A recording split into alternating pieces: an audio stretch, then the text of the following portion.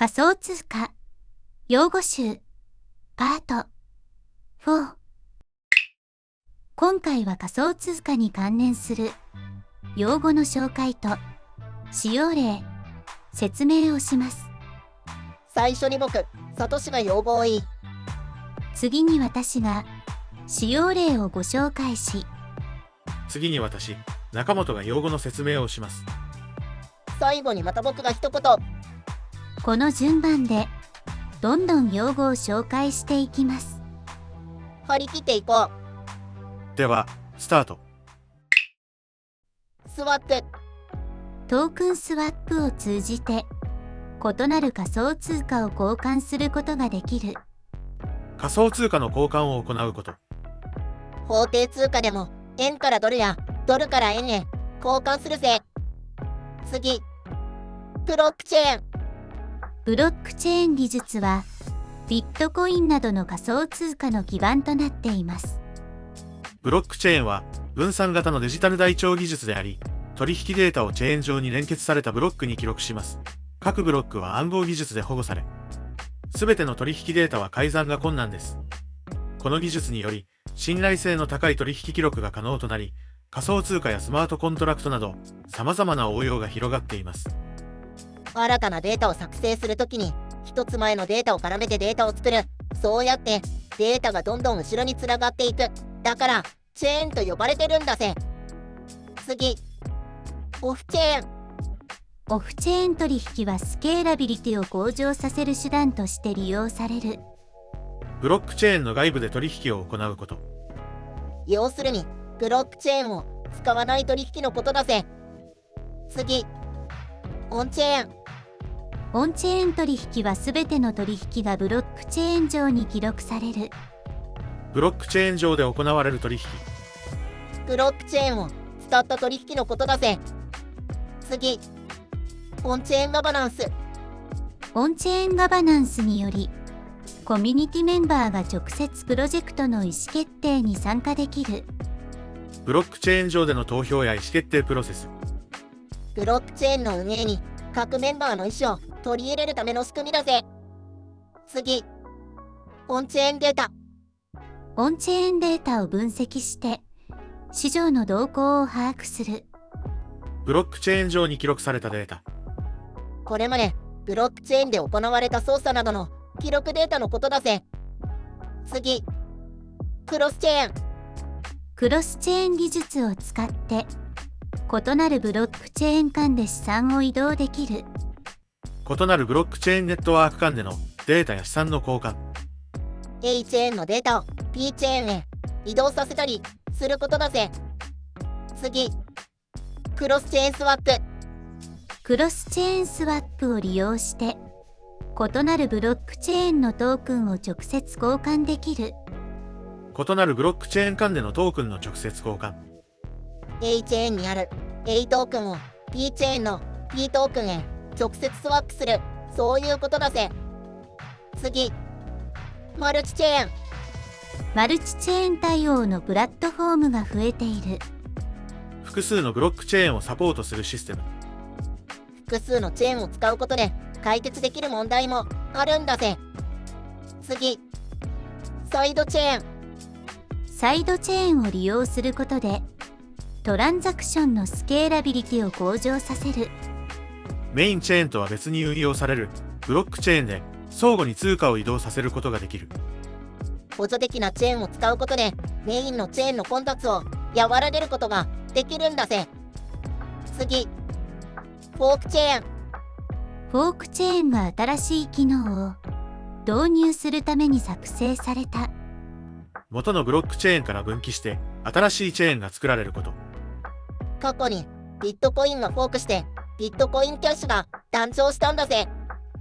次、プライベートブロックチェーン。プライベートブロックチェーンは企業間取引に利用される。アクセスが制限されたブロックチェーンネットワーク。一部の人しかアクセスできない秘密なチェーンだぜ。次、プラズマチェーン。プラズマチェーンを使ってスケーラビリティを向上させる。メインチェーンの外でトランザクションを処理する技術。メインのチェーンでありながらオフチェーンで取引を処理することができる、そんな仕組みだぜ。次、ジェネシスブロック。ジェネシスブロックはビットコインの最初のブロックだ。ブロックチェーンの最初のブロック、ブロックゼロとも呼ばれている。記念すべき最初のブロックのことだぜ。次、シャーディング。イーサリアム 2.0 はシャーディングを導入する予定だ。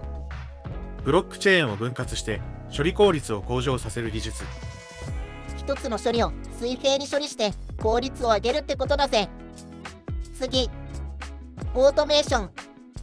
スマートコントラクトによるオートメーションで手作業が減った。自動化された操作やプロセス。操作を自動化することで効率アップだぜ。次、コンセンサスモデル。異なるコンセンサスモデルを比較する。ブロックチェーンネットワークで取引を承認するための仕組み。これをしっかり決めておかないと後でトラブルになるぜ。次、レイヤー1。ビットコインとイーサリアムは代表的なレイヤー1のブロックチェーンだ。基礎的なブロックチェーンネットワーク。第一層、つまり一番上という意味。ビットコインやイーサリアムがレイヤー1だぜ。次、レイヤー2。ビットコインのスケーラビリティ問題を解決するためにレイヤー2ソリューションが導入されています。レイヤー2はブロックチェーンのスケーラビリティとパフォーマンスを向上させるための技術です。メインチェーン、レイヤー1上のトランザクションをオフチェーンに移動させることで取引速度を向上させ手数料を低減します。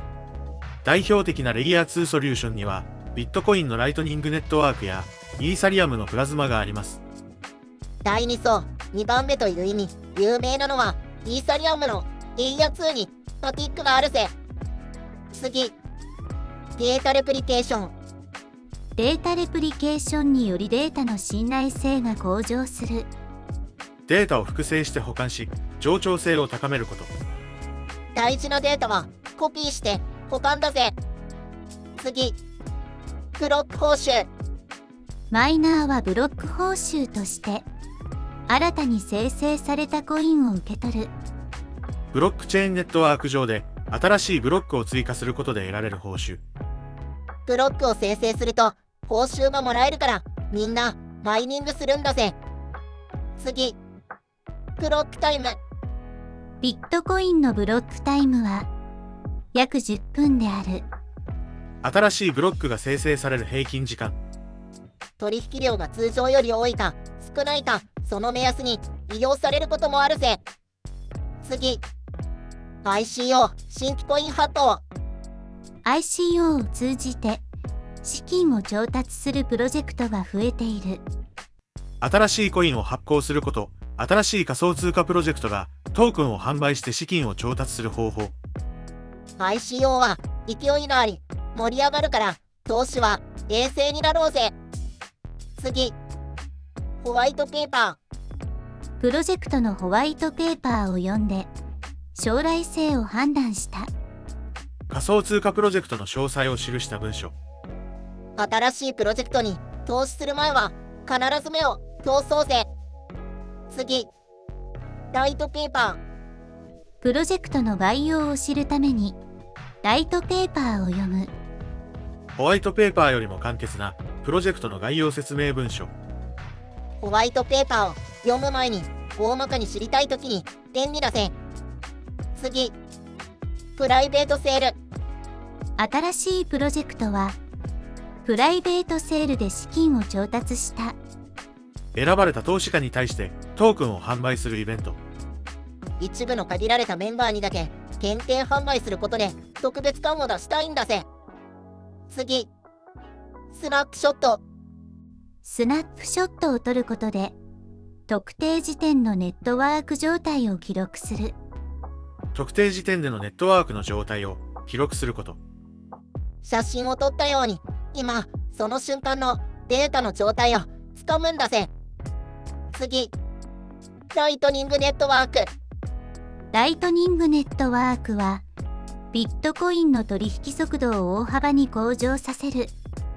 ビットコインの取引をオフチェーンで処理することで、スケーラビリティを向上させる技術。ビットコインの手数料減らすために必要なんだぜ。次、ブリッジ。ブリッジを使って異なるブロックチェーン間でトークンを移動する。異なるブロックチェーン間で資産を移動させる仕組み。A トークンを A チェーンから B チェーンへ移動させることで B チェーン上で A トークンを利用できるんだぜ。次、ゼロ知識証明。